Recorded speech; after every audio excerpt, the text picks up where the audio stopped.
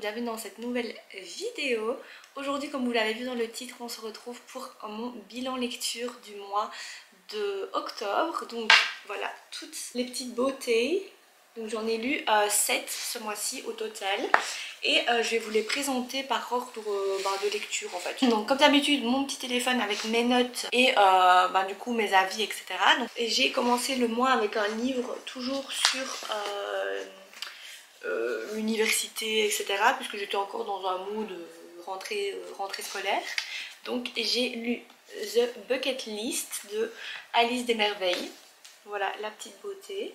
C'est en fait l'histoire d'une fille qui s'appelle Lily qui va créer une bucket list avec sa meilleure amie parce qu'elles veulent vivre un max de choses qu'elles n'ont pas encore vécues et voilà, elles vont un peu faire une petite liste des choses à faire et tout.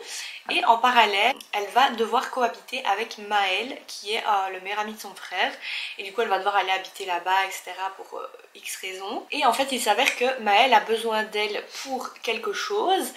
Et du coup elle va dire oui j'accepte mais à une condition, c'est que j'emménage chez vous pour garder un œil sur mon frère puisqu'il habite en colocation avec son frère. Et donc il va accepter et de là va s'en suivre plein de petites aventures. Elle va cocher des choses de sa bucket list avec ce Maël du coup. Et voilà, ça reste quand même une lecture plutôt cool, même si c'était pas la lecture non plus du siècle. Hein. Donc dans l'ensemble je trouvais que c'était plutôt cool comme lecture, mais la fin en fait m'a un peu ennuyée. Parce qu'en fait une fois qu'ils se mettent ensemble, il se passe plus grand chose. Donc c'est un petit slow burn puisqu'ils se mettent pas ensemble directement.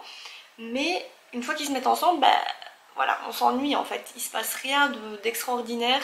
Donc j'ai trouvé ça un petit peu dommage que ça reste plat en fait vers la fin. Et j'ai beaucoup aimé le personnage de Maël qui a un passé amoureux assez difficile. Vous savez que moi j'adore les personnages un petit peu torturés, sensibles, qui ont vécu des trucs et tout. Et Maël pour le coup est un personnage quand même assez un peu torturé, on va dire ça comme ça. Je dois dire qu'au début j'ai pas réussi à accrocher directement avec leur relation qui était je t'aime, je te déteste. Voilà, c'était un petit peu barbant.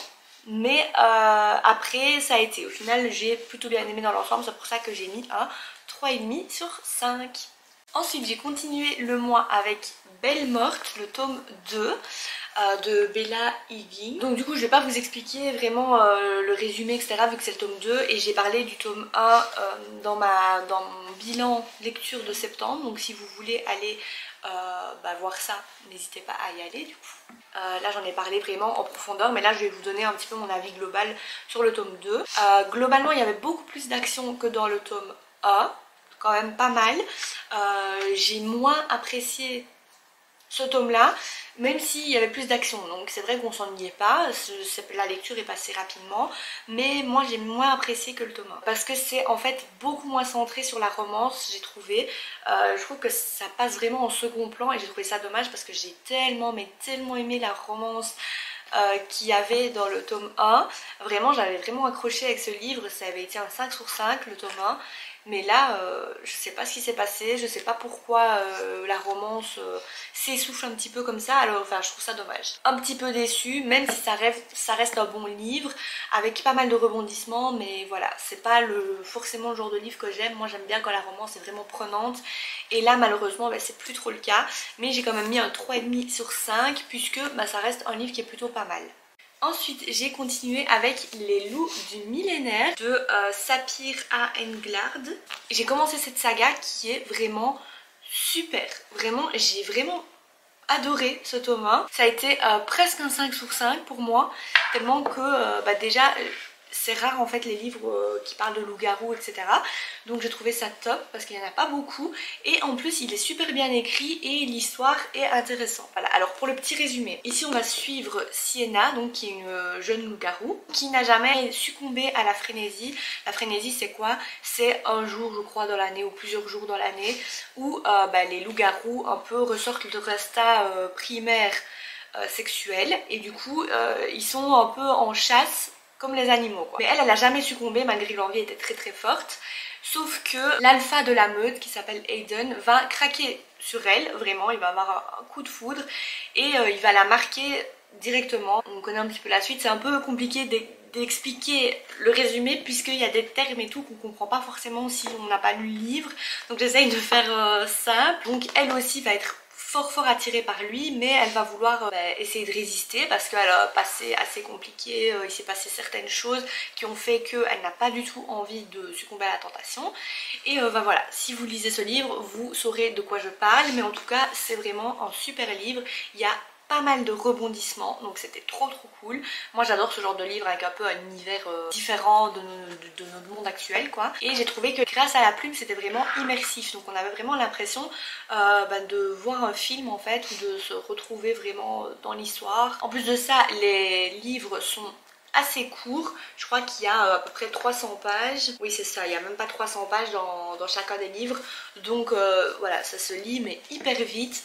Il y a des petits dessins, alors ça j'ai trouvé mais trop chou, moi j'adore faire des petits dessins comme ça. Déjà au début de chaque chapitre vous avez un petit loup comme ça, puis parfois vous avez des petites images qui représentent la forêt. La plume est super fluide, donc on n'a pas l'impression de lire un livre hyper complexe et tout, ça passe tout seul, c'est vraiment rapide, donc voilà, c'est top. J'ai adoré les personnages de Sienna et Aiden qui sont vraiment mais juste trop bien, avec un vrai caractère bien façonné on va dire.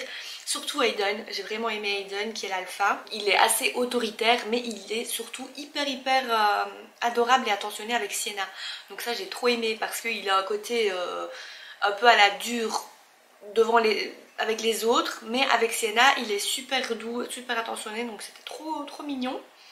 Et j'ai hâte de lire le tome 2 qui m'attend dans ma bibliothèque parce que vraiment j'ai trop aimé. J'ai hâte aussi d'en savoir plus sur l'intrigue du coup qu'il y a dans cette histoire, donc j'ai trop hâte. Et je lui ai mis un petit 4,5 sur 5.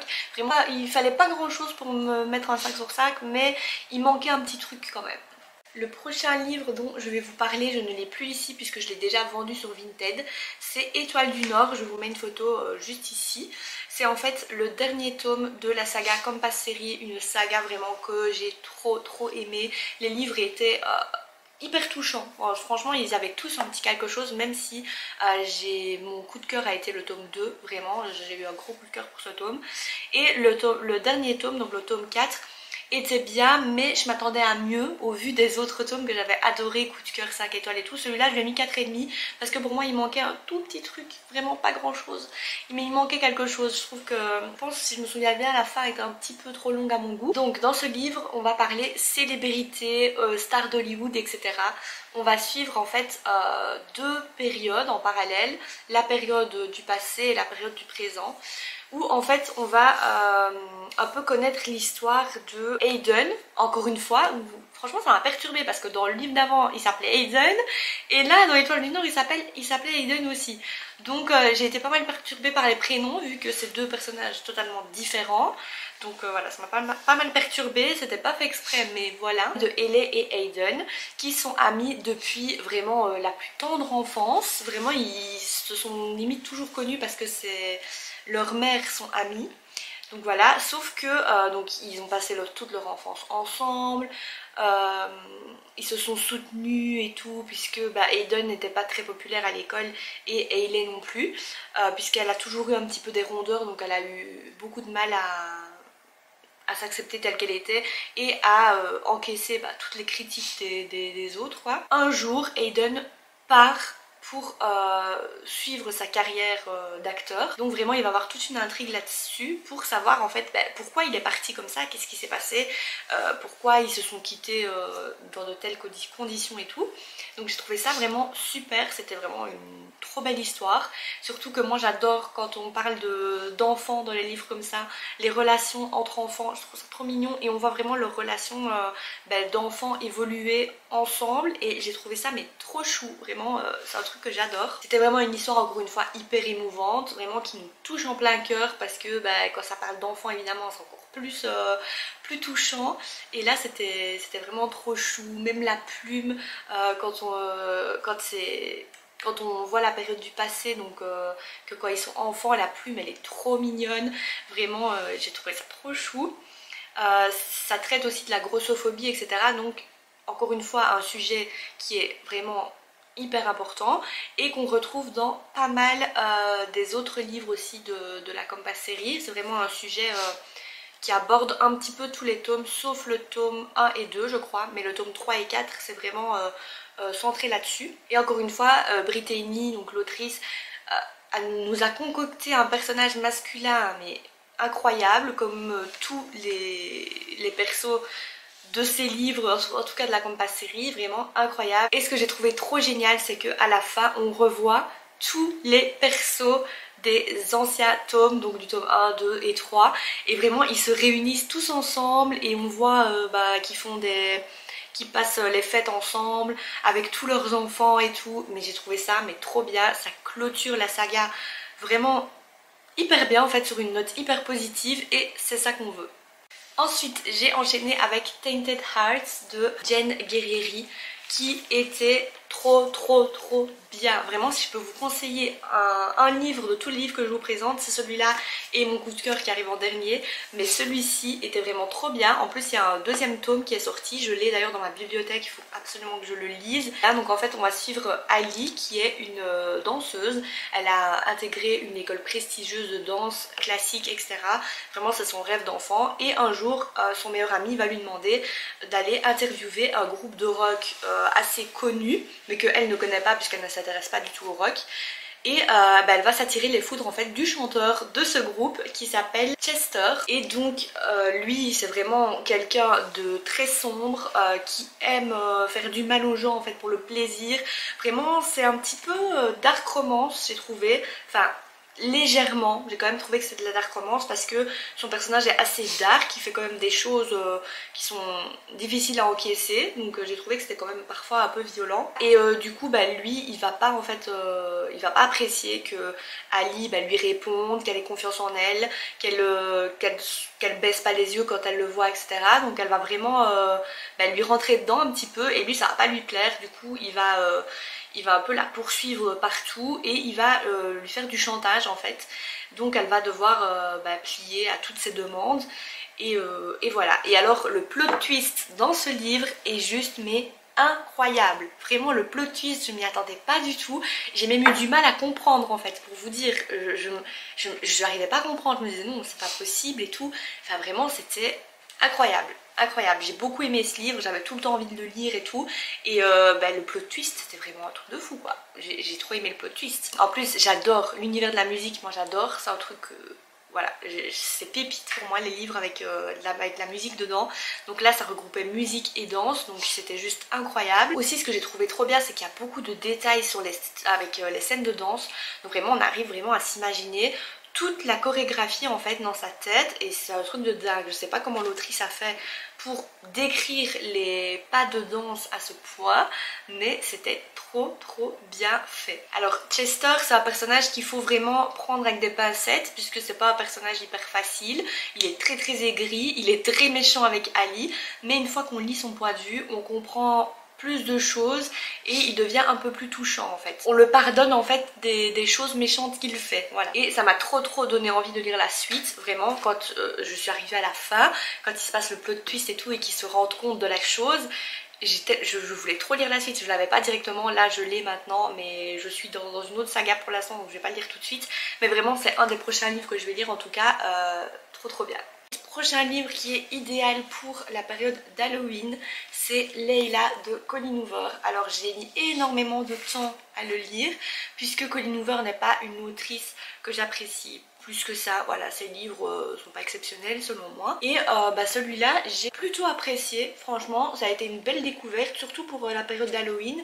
Alors la romance n'est pas ce que j'ai préféré dans le livre, mais l'histoire en elle-même était vraiment incroyable, assez tirée par les cheveux, donc j'ai plutôt aimé. Ici on va suivre donc Layla et Leeds en fait, qui vont se rencontrer au mariage de la sœur de Layla, et ils vont directement un petit peu avoir le coup de foudre l'un pour l'autre et tout, et ils vont finir par passer beaucoup de temps ensemble. Et un jour une ex de Leeds va débarquer et va tirer sur Layla par jalousie, va vouloir la tuer. Et donc Leila va survivre, mais elle va être très différente en fait. Son comportement va changer, ce ne sera plus la même personne. Donc Leeds se rend pas compte tout de suite, enfin il pense que c'est à cause du séjour à l'hôpital, à cause de ce qui s'est passé et tout, qu'elle a un peu changé, qu'il faut le temps qu'elle se remette de ses émotions. Mais en fait pas du tout. Ils vont emménager dans une maison pour un peu essayer que Leila se rétablisse le plus vite possible. Et dans cette maison, Leeds va faire la rencontre d'un esprit. Voilà, c'est un livre qui va parler de paranormal. Et de cet esprit, donc ce sera une femme qui va prendre possession du corps de Leila de temps en temps pour pouvoir parler à Leeds et être avec Leeds, etc. Et cette femme n'a aucun souvenir de comment elle s'appelle, de sa vie d'avant, etc. Puisque c'est un esprit, donc forcément elle est morte. Leeds va vouloir l'aider à retrouver la mémoire et tout. Et ce qu'ils vont découvrir est hyper problématique. Je vous en dis pas plus parce que vous le verrez si vous lisez ce livre. Mais voilà, c'est un livre super, vraiment. J'ai vraiment pas l'habitude de ce genre de livre, comme je vous le disais, moi je lis vraiment des romances pures et dures. Mais là où la romance est pas hyper bien, voilà, elle est pas folichon on va dire. Mais pourtant j'ai quand même apprécié le livre. Et alors je comprends pas les avis qui disent que le livre est long, qu'on s'ennuie, que ça passe pas vite, qu'il y a beaucoup de longueur. Moi j'ai pas du tout trouvé. Et pourtant je suis quelqu'un qui m'ennuie assez vite dans les lectures quand c'est long. Mais là j'ai pas du tout trouvé que c'était long, hein. Vraiment, il y a deux temps en parallèle, un temps où on voit ce qui se passe, ce qui s'est passé, et un temps où Leeds fait appel à quelqu'un qui s'y connaît en paranormal et donc va vouloir l'aider dans sa démarche. Donc on voit vraiment l'interview ou l'entretien avec le monsieur, et dans d'autres chapitres on voit ce qui s'est passé. Il raconte un petit peu en fait à l'homme ce qui s'est passé, etc. Et j'ai trouvé que ça se lit assez rapidement, il se passe toujours des choses, on a toujours envie de savoir comment ça va se terminer, le dénouement, etc., ce qui va se passer. Donc voilà, j'ai pas compris pourquoi certaines personnes disent que c'est long, mais bon écoutez, il en faut pour tous les goûts. Et je terminerai par dire du coup que j'ai trouvé l'histoire hyper originale. Voilà, j'ai vraiment beaucoup aimé et j'ai mis un 3,5 sur 5. On a un petit peu changé de décor puisque j'avais plus de batterie tout à l'heure. Du coup j'ai continué ma petite journée, j'ai été faire les courses et tout. Et j'ai fait charger ma batterie en attendant. Et là je vous reprends du coup devant ma bibliothèque pour vous montrer le dernier livre que j'ai lu ce mois-ci, donc qui est tout récent. C'est Le sang et la cendre de Jennifer L. Armentrout, que je me languissais vraiment de commencer. J'avais trop hâte, mais en même temps j'avais peur que ça me plaise pas trop. Mais j'ai été vraiment poussée sur TikTok. On m'a dit vraiment de commencer cette saga parce qu'elle était incroyable. Et mon dieu, qu'est-ce que j'ai bien fait de commencer cette saga maintenant. Alors oui et non, parce que maintenant j'ai envie de lire toute la saga d'un coup en fait. C'est le genre de saga où c'est tellement addictif que vous voulez lire tous les tomes d'un coup, puisqu'il y a plusieurs tomes pour l'instant qui sont en français, puisque moi je lis en français, je n'ai pas encore commencé à lire en anglais. Donc voilà, j'attends qu'ils sortent en français et tout. Là pour l'instant il y en a déjà 3 je pense, mais c'était vraiment incroyable. Alors j'ai tellement de livres à lire encore pour le mois de novembre, parce que j'aimerais bien lire des livres qui sont dans le mood un peu automne encore. Donc j'en ai encore pas mal à lire. Et j'ai l'impression que cette saga va me retarder fortement dans mes lectures, puisque je n'ai envie de lire que ça. C'est-à-dire que là, je l'ai terminé et j'ai enchaîné directement avec le tome 2, j'ai été l'acheter et tout, parce que je ne pouvais pas attendre, clairement. Donc, pour vous faire un petit résumé, déjà c'est sur un monde qui est complètement inventé, donc qui n'a rien à voir avec notre monde actuel, avec des rois, des reines, des princes, etc., avec des créatures un petit peu imaginaires et tout. Donc on va suivre Poppy, qui a été choisie à la naissance, qui depuis sa naissance est l'élue, la pucelle comme on l'appelle. Et en fait elle devra s'offrir aux dieux à un certain âge, et elle est vraiment protégée dans son royaume, si on peut appeler ça comme ça, protégée vraiment, elle a des gardes du corps et tout, enfin c'est vraiment un truc très strict. Elle a beaucoup de règles, c'est-à-dire qu'elle doit garder un voile devant son visage tout le temps. Très peu de personnes peuvent la voir sans voile. Enfin vraiment, tous des trucs comme ça. Et elle va devoir du coup s'offrir aux dieux dans peu de temps. Elle va rencontrer son nouveau garde du corps qui s'appelle Hank, un truc comme ça. et du coup qui va devoir la protéger, etc. Et lorsqu'il y a une attaque à un moment dans le château, ils vont décider que Poppy va devoir partir à la capitale pour être plus en sécurité, parce qu'elle n'est plus en sécurité à cet endroit là.